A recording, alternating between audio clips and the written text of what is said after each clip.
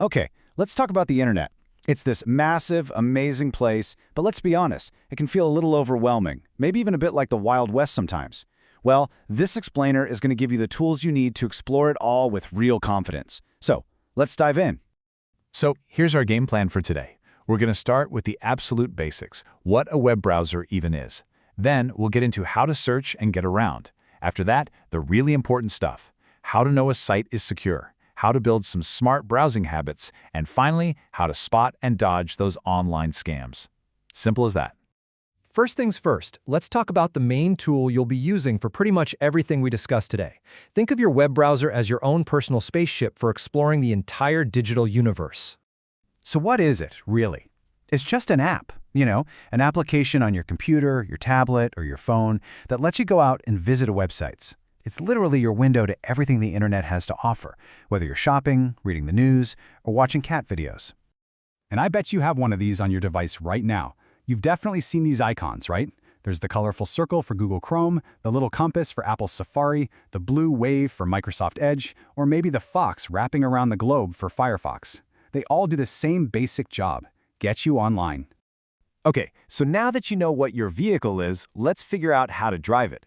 This next part is all about using your map and compass, learning how to search for things and just get around without getting lost. Getting around is actually way easier than it sounds. You just pop open the app and you see that long white box at the very top. That's the address bar, and it's your best friend. If you know exactly where you're going, you just type the address in there. If not, just type in what you're looking for, say best pizza recipe, and it'll search the entire internet for you. Oh, and don't forget those little back and forward arrows. They're a lifesaver for hopping between pages. Want to become a search ninja? It's all about a few simple tricks. Be specific. Instead of just searching for flowers, try flower shops near me. You'll get much better results. If you need an exact phrase, like a song lyric, put it in quotation marks. And here's a big one. Always look out for the little ad icon next to the top search results. That just means someone paid to be there, not that it's the best or most trustworthy site. And here's a quick pro tip for you. You find a website you absolutely love and you know you'll want to come back, look for a little star icon, usually right in that address bar. Give it a click. That creates a bookmark, which is basically like putting a sticky note in your favorite book so you can find it again instantly. Super useful. Okay, let's pause here because this next part is absolutely critical. If we're sticking with our driving analogy, this section is about learning the most important rules of the road. It's all about knowing when you're on a safe, well-lit highway and when you've taken a turn into a sketchy back alley.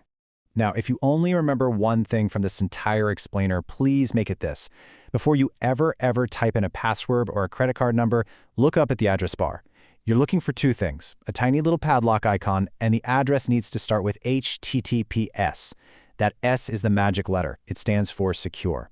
If you don't see that padlock and that S, just don't enter your information. It's that simple. I'm going to say this again because it's just that important. Always check for that little padlock and the S in HTTPS before you type in anything private. Make it a reflex, like checking for cars before you cross the street. It takes half a second, and it's one of the best ways to protect yourself online. So, looking for the lock is your #1 defense. Now let's build on that and talk about a few other smart habits you can develop. These are the things that keep you in the driver's seat and in full control of your safety online. Let's run through a quick little safety checklist. First, that free Wi-Fi at the coffee shop or airport. It's great for casual browsing, but maybe think twice before logging into your bank account. It's just not as secure. Next, passwords. I know, we all hate them, but using a different, strong one for every site is crucial. A password manager can make this a total breeze. And finally, when your browser says it needs to update, let it. Those updates often contain really important security fixes. All right, our final section. Now it's time to go on the defense and learn how to spot the traps that scammers set for people. We're going to focus on a really common trick called phishing, so you can see it coming from a mile away. So let me ask you a question. Be honest with yourself. If you got an email that looked like it was from your bank or from Amazon, are you 100% sure you could tell if it was a fake? Because these scammers are getting really good at making them look convincing.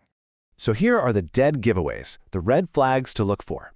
They almost always try to make you panic, with messages like urgent action required. They might use a generic reading like Dear Customer instead of your actual name. Often, you'll spot weird spelling mistakes or just bad grammar.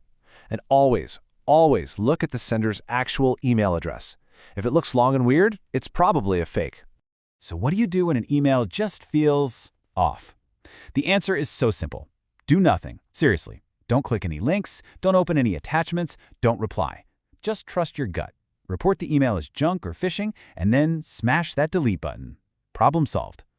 And that's it. You've got the essentials. Your browser is your tool, searching is your map, and now safety is your guide. You really do have the knowledge you need to explore the web with a whole lot more confidence. So the only question left is, where are you going to go first?